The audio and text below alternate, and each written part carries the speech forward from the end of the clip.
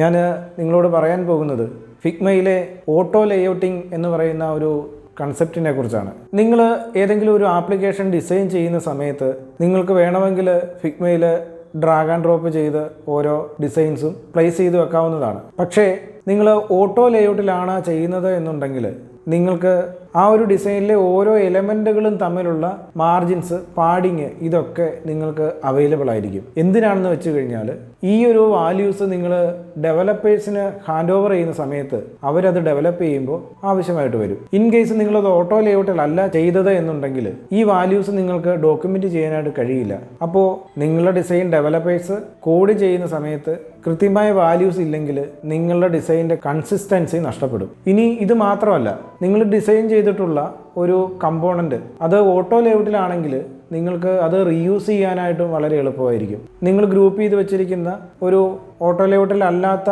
ഒരു കമ്പോണൻ്റ് ആണ് എന്നുണ്ടെങ്കിൽ അതിൻ്റെ വാല്യൂസ് ഫ്യൂച്ചറിൽ ചേഞ്ച് ചെയ്യുക എന്ന് പറയുന്നതൊക്കെ വളരെ കോംപ്ലിക്കേറ്റഡ് ആയിരിക്കും. ക്ലയൻറ്റ് പറയുകയാണ് നിങ്ങളുടെ ബട്ടൻ്റെ പാഡിങ് കുറച്ചുകൂടി ഒന്ന് ചേഞ്ച് ചെയ്യേണ്ടതുണ്ട് എന്ന് പറയുമ്പോൾ നമുക്ക് നമ്മളുടെ കമ്പോണൻറ്റിൽ പോയിട്ട് ബട്ടൻ്റെ പാഡിങ് ചേഞ്ച് ചെയ്യാനായിട്ട് കഴിയും. അതേസമയം അതൊരു ഡ്രാഗ് ആൻഡ് ഡ്രോപ്പ്ഡ് ആയിട്ടുള്ള ഒരു ബട്ടൺ ആണെന്നുണ്ടെങ്കിൽ അവിടെ പാഡിങ് ചേഞ്ച് ചെയ്യാനായിട്ട് അവിടെ പാഡിങ് ഉണ്ടാവില്ല.